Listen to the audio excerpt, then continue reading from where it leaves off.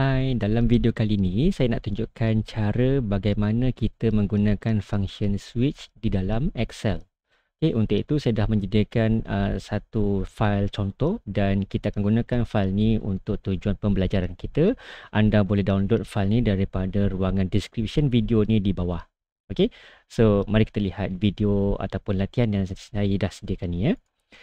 So, contoh yang pertama di sini, kalau kita dapat lihat, dalam fail ni, kita ada contoh satu dan kebiasaannya kita menggunakan cara penggunaan function ifs. So, contoh di sini, kita ada satu function ifs dan dari dalam function ni, kita akan menggunakan function weekday dan kita merujuk kepada tarikh yang terdapat dalam kolom pertama. Okay, function weekday dia akan menghasilkan satu nombor daripada nombor 1 sehingga nombor 7. Okey. By default nombor 1 akan mewakili hari Ahad dan di sini saya dapat tunjukkan kepada anda semua 1 adalah Ahad. Okey, weekday yang seterusnya kalau tarikh tersebut jatuh pada hari Isnin, function weekday akan menghasilkan nombor 2. Dan kita nak keluarkan nama Isnin dalam kolom kedua kita dan ini yang kita dapat dalam function ifs ni. So, dalam function ni kalau kita tengok ada terlampau banyak formula weekday dan hasilnya function ifs ni akan menjadi satu function ataupun formula yang panjang. Okay, so saya nak tunjukkan cara yang lebih mudah untuk mendapatkan hasil yang sama tetapi dengan menggunakan function switch. Okay, so di sini saya dah sediakan kolom yang ketiga dan dalam kolom yang ketiga ini kita akan menggunakan function switch itu tadi. So ini fungsinya switch buka kurungan dan perkara pertama yang kita nak letakkan ke dalam function switch ni adalah weekday formula tadi. Okay. So, saya akan typekan nama function weekday dan kita akan merujuk kepada tarikh yang terdapat dalam kolom pertama. Alright. So, di sini, ini adalah expression ataupun formula evaluation yang kita nak lakukan kepada setiap row. And then, comma. So, apa hasil yang pertama yang mungkin terjadi? Okey, kita nak hasilkan kemungkinan yang pertama iaitu nombor 1. Okey, kita masukkan nombor 1 di sini, koma dan selepas nombor 1 koma, kita nak keluarkan satu perkataan iaitu Ahad. Okey, sama macam function ifs tadi cuma dia lebih mudah. Okey, yang seterusnya kemungkinan yang kedua yang boleh berlaku adalah nombor 2. Okey, nombor 2 mewakili hari Isnin. So, itu yang saya letakkan di sini nombor 2 dan saya akan teruskan dengan nombor-nombor kemungkinan yang lain.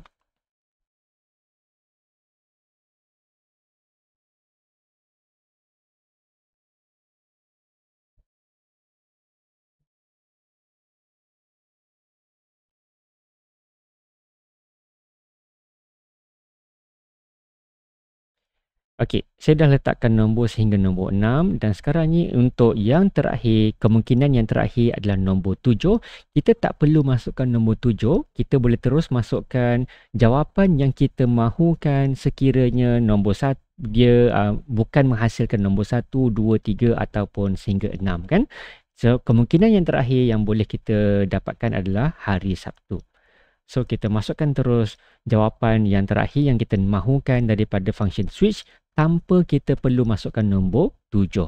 So, inilah dia formula yang kita boleh masukkan menggunakan function switch dan formula ini lebih pendek daripada function ifs tadi. So, hasil yang kita dapatlah hasil yang sama dengan menggunakan function switch. Kita boleh tengok pada formula bar di atas sana, formula ni lebih pendek daripada formula yang biasa kita gunakan dengan menggunakan function ifs. Okey, so ini contoh yang pertama.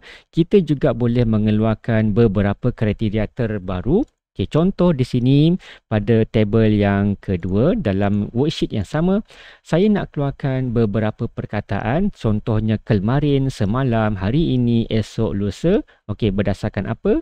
Berdasarkan satu evaluation daripada tarikh semasa, tarikh sekarang, hari ini.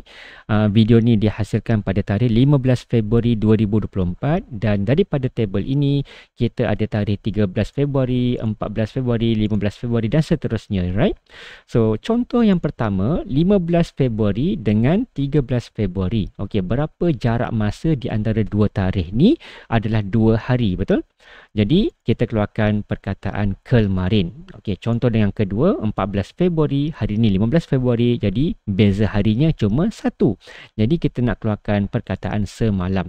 Okey, perkataan-perkataan ini saya hasilkan dengan menggunakan function switch dan inilah function ataupun formulanya. So, seperti yang dapat dilihat, evaluation expression adalah ini.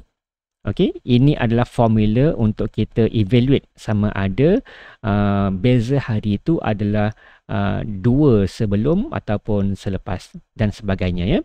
So this akan menghasilkan perbezaan hari di antara apa? Di antara tarikh mula sehingga tarikh akhir. Okey. So, contoh tarikh mula yang pertama 13 Februari, tarikh akhir yang pertama ni adalah hari ini 15 Februari. Jadi, perbezaan di antara dua hari ni adalah 2 hari. Okay? Negatif 2.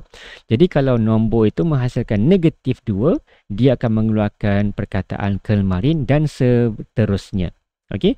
So, ini adalah function switch. Dia menghasilkan satu formula yang lebih pendek. Kalau kita tak menggunakan function switch, kita boleh tak gunakan function lain? Boleh juga. Kita boleh gunakan function ifs macam tadi. Tapi hasilnya nanti anda akan dapat formula yang lebih panjang daripada apa yang saya letakkan di depan sini. Ya. Okey, so ini contoh-contoh yang pertama dengan menggunakan tarikh. Okey, contoh yang kedua. So, dalam contoh yang kedua, okay, di sini saya ada satu senarai nama pelajar dan mereka ada markah masing-masing. Okey, untuk penentuan grade, okey, contohnya grade A, B, C, D sampai F kan, dia ada julat markah tertentu lah. Okey, so ini adalah tabel julat markah pelajar kita. So, seperti yang saya tunjukkan di sini, sekiranya markah itu berada pada julat 0 hingga 39, dapat grade F, 40 hingga 49 dapat grade E dan sebagainya, right? So, cara untuk kita menentukan grade-grade markah, kita juga boleh menggunakan function switch. Okey, saya akan terus tunjukkan formulanya di depan sini. Dan inilah formulanya, kita menggunakan function switch yang sama, cuma perbezaannya apa? Perbezaannya adalah pada bahagian expression. Di sini kita nak menentukan true, okey, kriteria-kriteria yang benar sahaja, true. Jadi apa yang true, apa yang betul? Okay, kita akan merefer kepada contoh value yang pertama, ya. So, markah. Adakah markah, contohnya pelajar Abu kita ni, adakah markah dia lebih kecil daripada 40?